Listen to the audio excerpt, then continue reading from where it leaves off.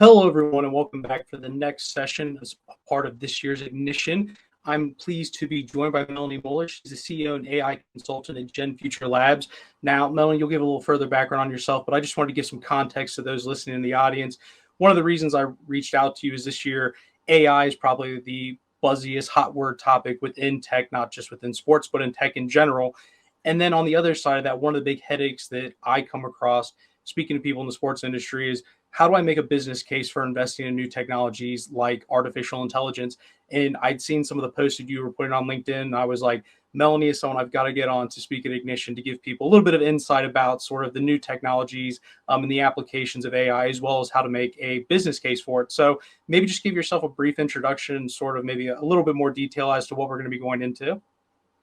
Absolutely. Very pleased to be here and great to hear that you're actually reading my posts on LinkedIn. Hello, everyone. So I've got more than a decade of experience working for the UK's largest media organizations, such as the BBC and Sky. I've also led product and technology teams at rapidly growing startups.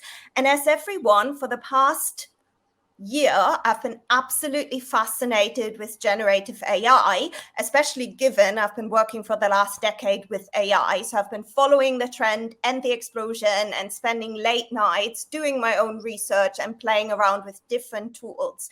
So therefore, I'm super excited about this session. So in this session, I will be taking you through a 6-step framework that I have developed specifically for this event. So it's really hot off the shelf. Nobody else has seen this. So this framework will take you from breaking down a technology like generative AI to creating and testing high-value use cases for your organization, as well as then looking at the cost benefit and how we could implement a potential solution. For this session, I'll be using Miro, which is an interactive whiteboarding software that I love to use for sessions and workshops. Let's get started. Absolutely. Brilliant. So here you can see an overview. We will start with the superpowers and then all the way through to looking at use cases within your organizations, doing a cost-benefit analysis, and at the end of our process and session today, we want to put together some recommendations for actions. So kicking off with step number 1. We want to kick off with identifying what I like to call the superpowers of the technology. Let me zoom in a bit more. So for our example here, as I said, I've chosen generative AI. Yeah. So we are going to fire up ChatGPT as our research assistant to list down the superpowers of generative AI, focusing on what really matters to the sports media universe. The prompts will be shared in the comments, so feel free to copy and paste and amend them to generate the superpowers specific to your business and your needs. So then as you have seen, I've already done this here and copy pasted in what ChatGPT has come up with, and we get some really juicy examples. So I have done it for a business example that sources, produces, and distributes sports content. So here we get some really juicy examples around that generative AI can help with automating article writing, creating images, creating video highlights, reels, sports commentary, personalized content, you name it, and even automated social media postings. So from our list of examples that ChatGPT has generated, I've dragged a few over into the so-called hot zone. Obviously, I would like you to identify your hottest use cases specifically for your business. So here in the hot zone, I've dropped in a few examples. So once this is done, so now that we have identified the technology's hottest superpowers, we are going to map these to unique opportunities within your organization, essentially creating a playbook for you. So let's go to step number 2. Just like a coach sets tactics for a sports team, we want to create an actionable roadmap for your organization. To help us do so, I have used Canva and the DALL-E plugin to create what could essentially be described as an org chart. So I've taken our hottest superpowers from the hot zone all the way up here and put them into Canva. So here we have our automated video highlights, automated commentary, multi-format conversion, automated social media posting. Obviously, use the superpowers that you think might be most relevant to your business. So then I have mapped these to potential use cases within a potential organization or our imaginative organization. So it might be that your business already creates match video summaries or, commentary and analysis, which, we could take to the next level and make virtual. Or, you might have a team that already generates infographics for your sports events. And also, most organizations nowadays obviously have a social media team. So you might be creating highlights for social in different formats. So it's worth just mapping this out, getting it all, on one visual. You can then overlay this with an organizational sort of alignment key. Choose dots of different colors. That's what I have done here, which map to the departments or different teams within your organization. Obviously, you might be quite a small business, so you might just have a production team and a social media and comms team, which is fine. Just mark them on here, which gives us a really good view. Yeah, so I think for me, Melanie, what you've outlined there makes a lot of sense. And some of the conversations that I've had with rights holders, particularly talking to teams and leagues, one of the things that they're all conscious of is they're all becoming more media businesses, which means making as much video content as possible. And one of the really interesting things that I've heard AI is potentially a tool to help is when it comes to providing different commentaries, because sometimes teams are limited to whatever the broadcasting is, but they want to be able to provide a commentary that's reflective of their team. Or, taking it even a step further, some of these organizations like a Real Madrid, a Man United, they have fans from across the world, and being able to do commentary in foreign languages, or people that maybe have hearing disabilities, being able to provide transcripts. It's a really interesting piece of where AI potentially could come in and be handy. So maybe we want to highlight some of those automated commentaries as part of that generative AI. Absolutely. Yes. Let's use that use case if you think that works best for the organizations that you are working with. So let's then shimmy over to step number 3, which is all about prioritizing our use cases and identifying the use cases that will drive the most value for your organization. Obviously, Chris, you have already mentioned one that will be of high value, but if you were to do this from scratch, I just really quickly show you how. So here, the use cases that you have identified specifically for your business, bring them over. You can use a really simple prioritization metric, such as a 2x2, which I've mapped out here, and have prioritized our use cases based on customer and business value. Based on what you said, I guess virtual commentary or maybe virtual analysis might even sit a lot higher here. So that will be the one we are choosing. Alternatively, you could use a scorecard format and look at desirability. So the value for your customer, viability, has it got the potential to drive revenue? Is there an opportunity for new products, formats, services that you can monetize? And then also, obviously, the feasibility, and we will be looking at that in the next step. If you need a template for a scorecard, do drop me an email after. So now that we have prioritized our use cases, we want to formulate an investment hypothesis for the highest value use case, which we have chosen, which is virtual commentary. So here for you, I've already come up with a prompt that you could use to generate your investment hypothesis. Again, you'll find that prompt in the comments and can adapt it and run it yourself. So what ChatGPT outputs here is fairly long with a lot of different bullet points. Therefore, I have created a second prompt, which you can use to get ChatGPT to give you a shorter summary. So then obviously we need to get into the crux of what is this assumption around how our use case will be driving value for our organization. So go into the next step, which is step number 4. I have essentially taken this hypothesis, which now we want to test in order to de-risk early whether this holds value for our customers, for our business, and is actually feasible to understand what the technology can do. So in order to help us do that, I've used this test card format, which is a really nice evaluation mechanism that allows you to come up with a very specific testable metric and to break down your hypothesis into executable steps. This template is by Strategizer, which you can just find on the internet. So here, running this test, we want to test virtual commentary, and essentially what we are going to do, because we can't test live commentary, it's just a very short match analysis. And then, I will tell you how you can take that forward and adapt more to your commentary use case. So our hypothesis here that I have formulated based on the input from ChatGPT is that we will be using generative AI to create a virtual match commentary.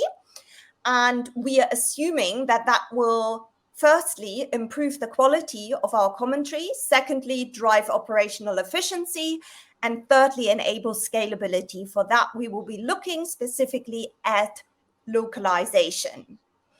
And then in order to verify that, we will create a short summary or analysis video that could be a commentary presented by a virtual presenter or avatar, which hopefully will look human enough like. Keep a note of the time and resources it takes to create the video, and then ideally compare the output to a human created summary presented by a human. So essentially what you usually create. So what we want to measure is firstly the quality. Is it better in terms of the narrative, the quality? Is it coherent? Then the operational efficiency, how much time and resources does it take to create the piece of content? And then finally, the scalability. So can we translate it easily into different languages? So here we are right if obviously the quality is equal or better, and feel free to, add here your own metric and how you measure quality. Efficiency, is it a faster turnaround and less resources? And then finally, scalability, is it easy to create multiple assets and variations in multiple different languages? So this is a test we will be running. Obviously, if you have any other tests that you want to run, any other scenarios, use cases you want to test out, here I've listed 3 amazing AI tool directories that you can use and where you can find any AI tool. And we will be sharing these links in the comments as well.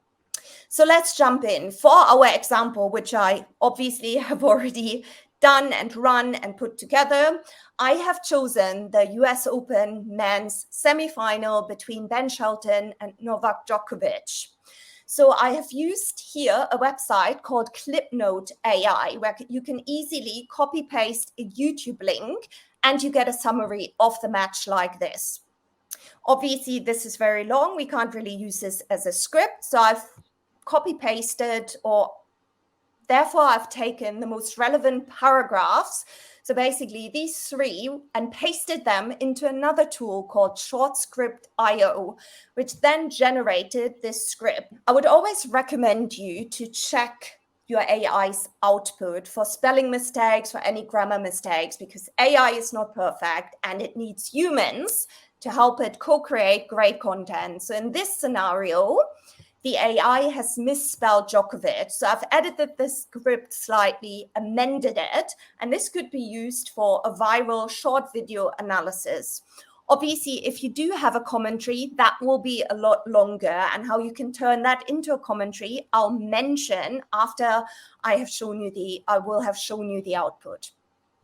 So let's see then what we can do with this script. We take our edited script and use a tool called Synthesia, which is an AI tool that allows you to create commentary using an avatar. And that is super easy. And I've already done that. The interface is very easy to use. You basically just copy paste your script, you choose your avatar, you choose your graphics. So I've chosen graphics that are tennis related, obviously, and then you can export that. And you can do that again for multiple different languages. If you need translations, use ChatGPT to help you translate. So let's see what that could look like.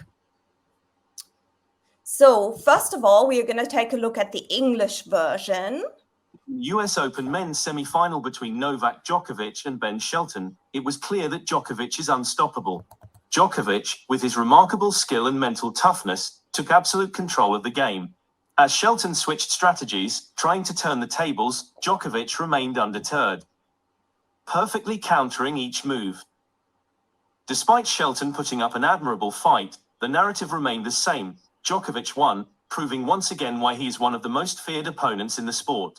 But remember, although Djokovic's win seemed flawless, every sports competitor has their off days.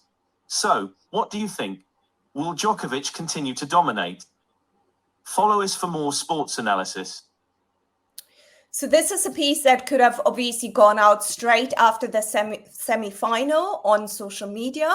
And now we want to have a look at the German version. I think the great thing with a tool like this is that you can customize your avatar.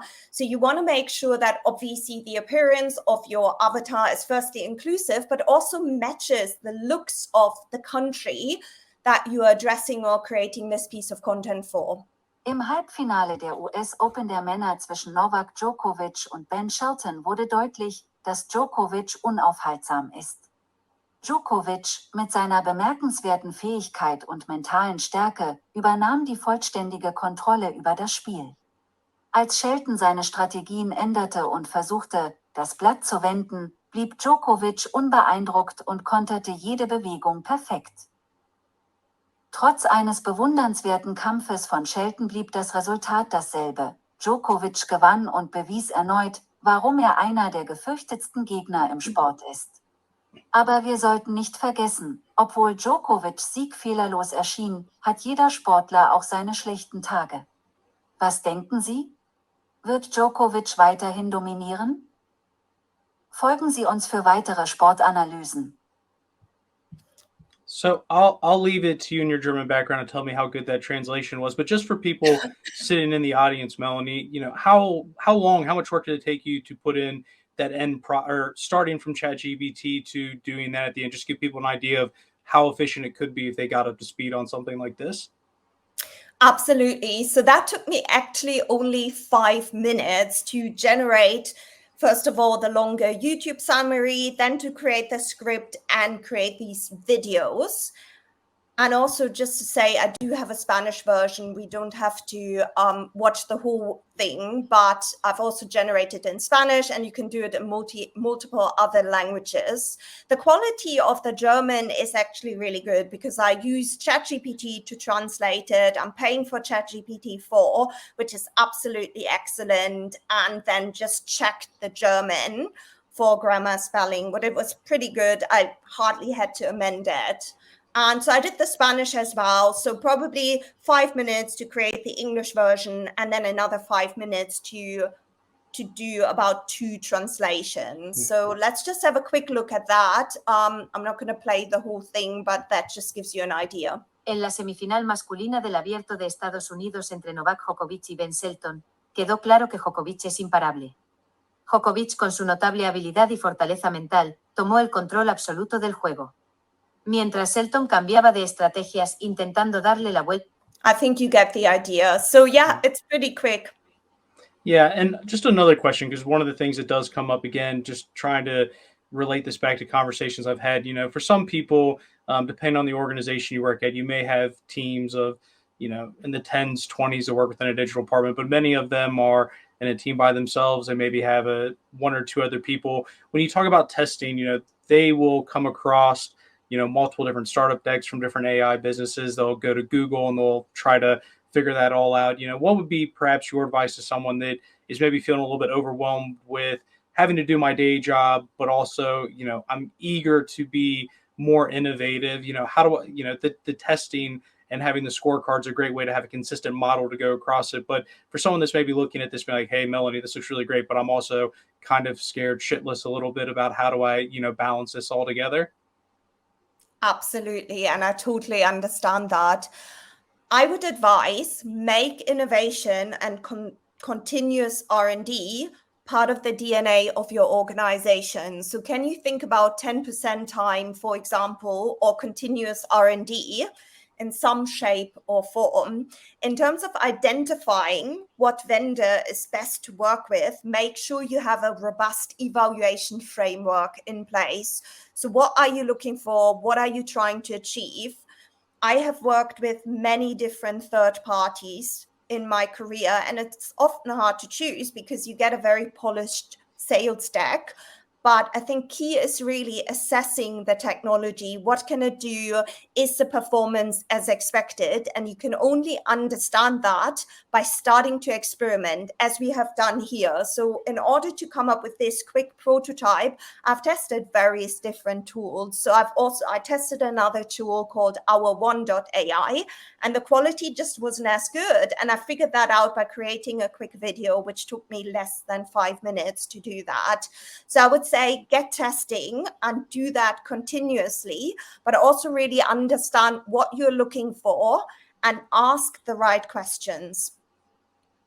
Awesome, brilliant. So let's keep moving forward. I think we've talked a little bit about the testing. If I remember correctly from our rehearsal, because we're such professionals, we're going to move a little bit more into the business case side. Yes, absolutely. As a sports professional, you're very aware that even star players have a price tag to them. So let's zoom into the economics of it, as you mentioned, Chris, which is essentially our next step.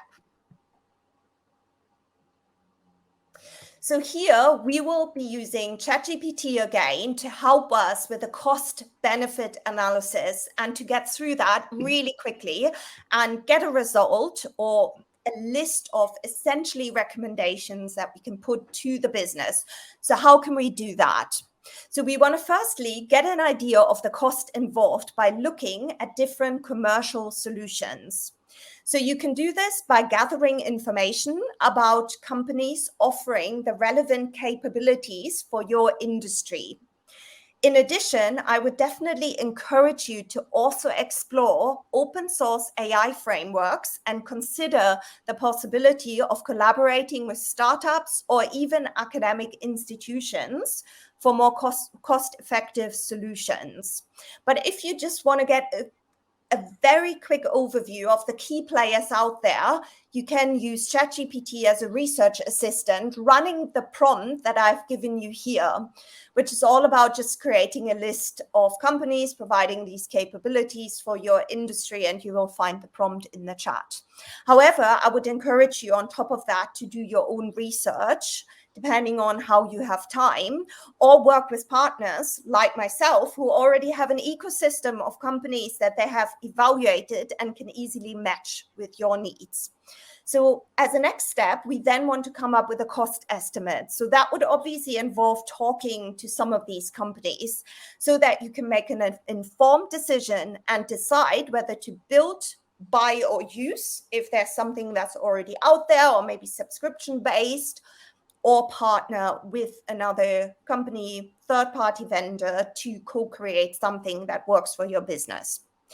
So obviously, we then thirdly want to quantify the benefits of implementing AI for your specific use case by measuring key performance indicators or KPIs, such as revenue growth, cost reduction, customer satisfaction, employee productivity. And I've also created a prompt to help you quickly generate very obvious benefits. Obviously, just use these as a starting point. You can do your own research and add to that list. So here with prompt number 2, which I would encourage you to run yourselves as well, you get a list of key benefits specifically for your type of business and industry. And there's some, really good benefits for our use case that make a lot of sense to me, which is around, cost reduction, scalability, making sure you have consistent quality, where I also would like to point out, as you're using these tools, again, check the output, which is really important. The tool that I used, for example, kept mispronouncing Djokovic because it's a foreign and very hard name. So I had to train it on the right pronunciation. So now that we, have identified some companies that offer these capabilities, might it be a customizable solution that we have to bring in-house, customize, or it could be an off-the-shelf tool that we pay for monthly, as well as the benefits that could drive specifically for our organization. We want to put these into actionable recommendations that we can put to our key decision makers and finance teams. Let me ask you a quick question. You said you've worked with startups in the past, and some of your role at Sky was working in R&D and looking at other startups. Would you say you've seen a common mistake, not necessarily between the rights holder or a broadcaster like Sky speaking to a tech company, but perhaps the internal conversation you're having with someone that's a financial decision maker, and you're trying to get across the idea that this is going to be beneficial for the business XYZ. Within those conversations, do you see anything that's commonly a mistake where some of those, it's difficult for the tech person to speak to the finance person, or is there a bit of advice you would have when having those conversations to try to convince someone of the benefits of investing in innovation? Absolutely. And I've seen that many times. So it's very common within businesses that the commercial teams, they can't speak to the tech teams because they speak different languages and find it really hard to translate. That's why I deliberately use terms such as value cases or value hypotheses, because it's all about the value that the tech for your specific use case holds. And it's really important to talk about the business value. And that's also why we are trying to communicate the benefits of the technology in a way that, the business can understand. And we are looking at the costs because numbers, that's the language that financial teams speak. So try to break down and demystify as much as possible. Another term, as you have seen that I love using is superpowers, because as soon as you go in depth into technical capabilities and geek away around those, your commercial and finance teams will stop listening. Yeah, well, it makes sense. Like I said, it is a struggle. It is a challenge. And, presenting value isn't always straightforward. How do you, determine what the cost of someone's yearly salary is versus, like you said, if you can create an automated video in 5 minutes, what does that free them up to create more value somewhere else? But it's certainly something that has to be done as part of this conversation. Absolutely. Exactly. So usually when it comes to an implementation strategy, so how do you take a technology for your use case from prototype to actually implementing it and bringing it into your day-to-day workflows and navigating all of these different solutions? You want to do exactly what we have been doing, create a robust business case, but also make sure there's enough research and evidence. And that's why we came up with the testing process or framework, because that creates actual evidence rather than just assumptions, and gives you a framework to test. Well, if a company is selling you a solution, is it actually true what they say? And can that help your business and what you want the technology to do? So yeah, hopefully that should be helpful as well. Fantastic. So now we are near the finish line, and it is time for your action plan. And I want to show you how to put that together. So let's go to step number 6. Having completed our research and analysis, we now want to summarize our learnings and collate some meaningful recommendations for the business. So what is it these recommendations should cover or conclude? Again, feel free to amend and change the list based on your needs. These are just, some starters around how you can think about recommending to the business what you think they should do next. So firstly, there's a technology evaluation and selection. So you want to provide a comprehensive list of tools and solutions that you have assessed. Consider factors such as customization options, integration capabilities, potential for scalability, and obviously user friendliness, because your teams will have to use it on a day-to-day basis. I would obviously recommend you to run a pilot program and to continue testing as much as possible. Here you want to start small and choose a subset of sports events and content to test with. Monitor the metrics such as viewer engagement, content quality, operational efficiency during that phase. I encourage you here to use your own metric. Thirdly, data collection and training. So any AI, as we know, is only as good as the data it is being trained on. So they therefore consider what data you will be using. And that could be, for example, historic footage. Obviously, you would need to make the time and space to train the model or get a third-party provider or another company to do that for you. There's obviously then fourthly something around team transition and training. So we want to take our talent on a journey, which is really important.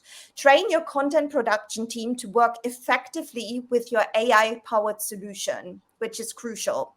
Provide them with the necessary training to understand the technology, its capability, and how it integrates into existing workflows.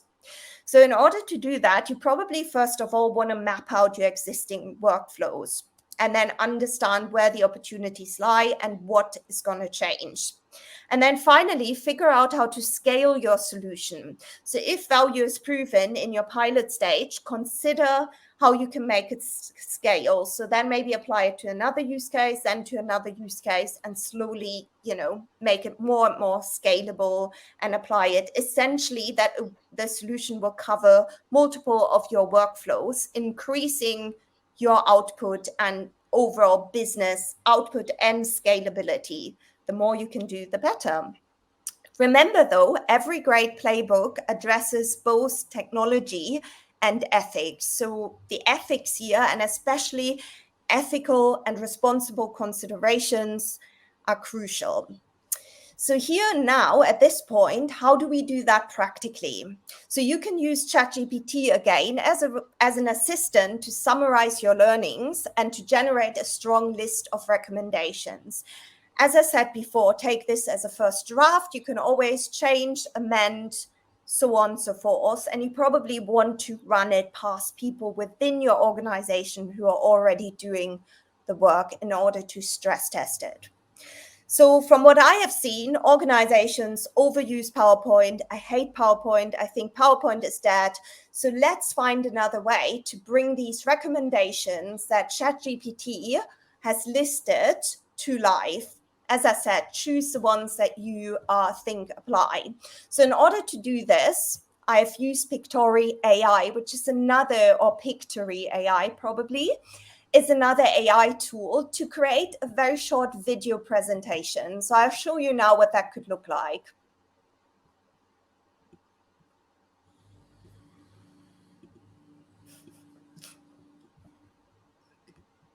Welcome to our summary video. We've conducted rigorous experiments to evaluate the effectiveness of using generative AI for automated commentary and virtual analysis. Not only did we look at the efficiency and cost effectiveness of this approach, but we also examined its scalability for localization and diversification. Our findings point to a huge potential for innovation and revenue growth. Stay tuned as we delve into 7 crucial recommendations to elevate our business case. 1. Cost-benefit analysis on customization. Firstly, so I think you get the idea, and also very happy to share that. I felt a bit dramatic yesterday when I created this Kinsey dramatic music in the background. However, with the tool, you can choose your own voice. You can choose background music or no background music. You can also clone your own voice and bring it into the tool. If you wanted to clone your own voice so that it actually sounds like you can use 11 Labs to do so and import your voice. But this is just a slightly different way to communicate your findings and recommendations. So this is the end of our session. I hope you find this useful. Absolutely. Anyone that's got any questions, please do reach out to Melanie. Melanie, it is no small task to try to go through in about a 30-minute window how to go through AI, how to come up with a business case for it. But certainly there's some really great examples of there, 6-step process, there's scorecards in there, how you can test and trial different things. So I do appreciate you coming through and doing that. Like I said, it's not a small feat to be able to do so, but hopefully that gives people a little bit of inspiration on how they can try to get their AI processes started. Absolutely. I really hope you found this helpful. Obviously, if you want to get your AI journey started or you have any further questions, you want to kick off looking at your own use cases, feel free to drop me an email. Always here to help. My email is mel@genfutures.co.uk. Thank you.